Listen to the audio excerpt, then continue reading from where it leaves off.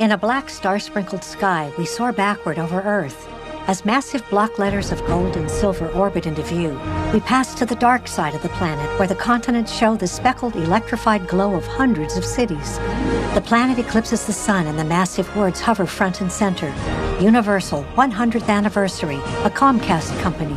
Another logo appears, Illumination Entertainment. Two minions stand under a pink-tufted truffula tree. As one uses a chainsaw on the trunk, a chubby barbaloot drops from the treetop and squashes him. Eating fruit, the brown bear looks to the other minion, who backs away. On a stage, a furry orange creature walks out in front of red curtains. He has a bushy blonde mustache and eyebrows to match. Hello, everybody. Thanks for coming. He reads from a card. I am the lorax. I speak for the trees. And I'd like to say a few words. Let's see. In a town, a delivery van parks on a street lined with identical houses. The mustached driver steps out with a plastic jug. Plastic shrubs and flowers inflate on a front lawn, complete with a fake bumblebee. Universal Pictures presents a Chris Meledandri production, Dr. Seuss's The Lorax. The delivery man swaps the new jug for an empty one. Across the street, a boy in a helmet hurries down an outdoor staircase. He hops from an awning to a balcony, then flips over a railing. He bounces off an inflatable bush, lands on a motorized unicycle, and rides off. Neighbors sing and dance.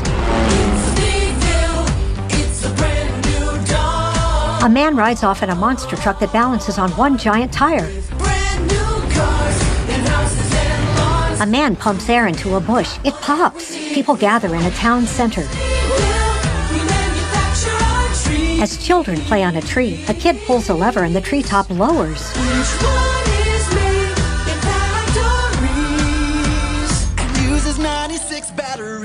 The boy on the motorized unicycle rides by.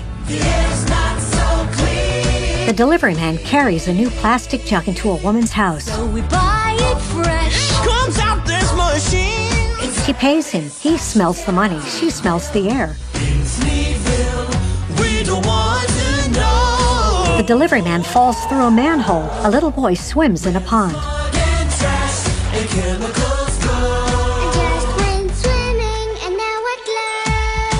His parents adore their green glowing boy.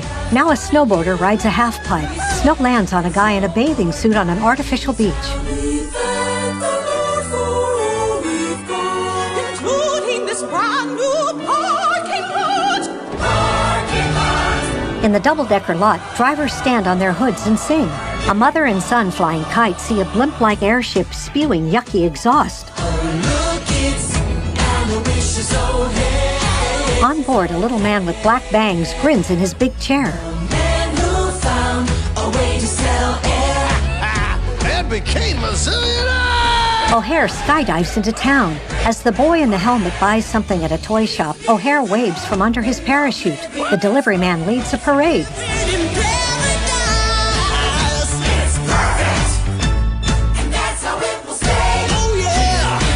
Fireworks burst in the sky. Two hulking bodyguards in black coats boost O'Hare onto a tube-shaped limousine.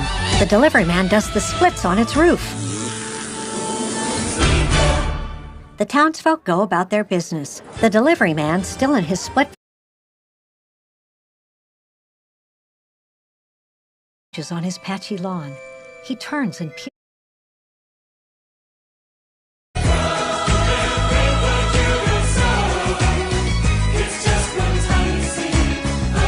Meanwhile, the onceler grabs an axe from his desk, then chops through the boards blocking his view of the land. He leans out his window, revealing his white mustached face for the first time. His eyes well with tears. Thank you, Ted. His young friend plants the sprouting seed.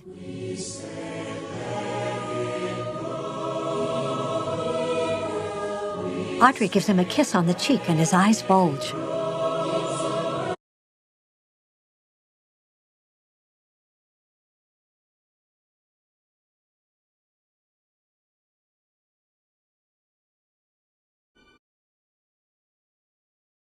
Standing on their to the chubby one's head, they stand one on top of another, then pass the tiny barbaloot to the top to pick a berry from a tree.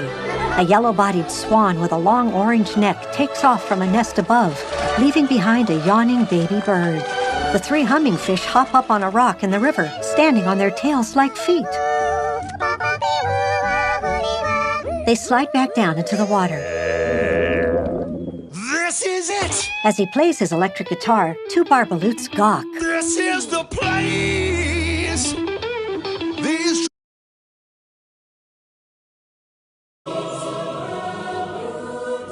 It's the sprouting sand. He leans out his...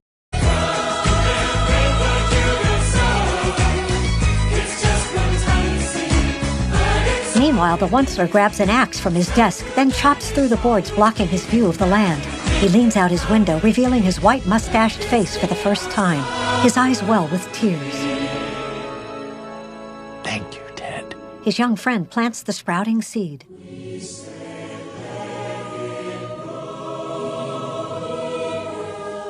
Audrey gives him a kiss on the cheek and his eyes bulge.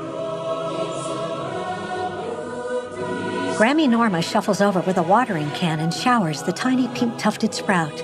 Time-lapse photography shows it evolve into a tree while blades of grass rise from the surrounding soil. Drawing back from the baby tree's pink spiral tuft, we glimpse several more young truffula trees scattered throughout the Onceler's patchy yard. The front door opens and the gray mustached man steps outside, wearing a thneed as a scarf. He takes a breath of fresh air, then looks up at white puffy clouds in the blue sky. Carrying a watering can, he ambles past the unless stone and waters one of the baby trees. The light changes on his patchy lawn. He turns and peers at the sky, shielding his eyes with his green-gloved hand.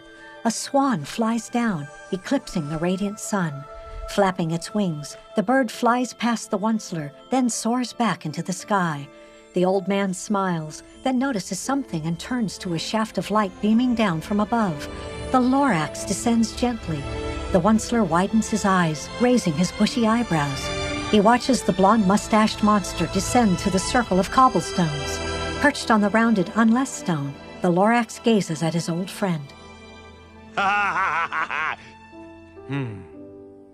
You done good, Beanpole. You done good. The Onceler closes his eyes, then drops to his knees and wraps his arms around the lorax, holding him tightly.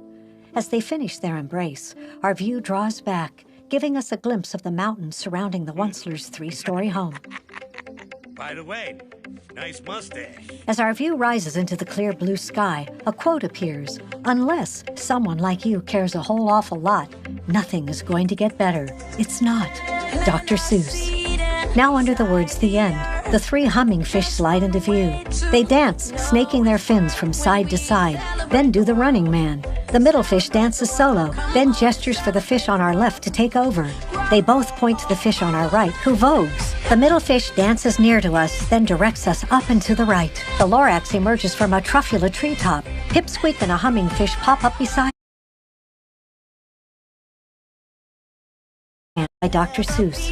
Screenplay by Cinco Paul and Ken Dario. Executive producers Audrey Geisel, Ken Dario, Cinco Paul. Produced by Chris Meledandri, Janet Healy. Directed by Chris Reynaud. Now Pipsqueak, a humming fish, and the baby swan struggle to tip a watering can. The fish grabs the can's spout and pulls it down to water the grass. The ground trembles and they run. This motion picture is protected under the laws of the United States and other countries. Unauthorized duplication, distribution, or exhibition may result in civil liability and criminal prosecution. The characters and events depicted in this photoplay are fictitious. Any similarity to actual persons living or dead is purely coincidental.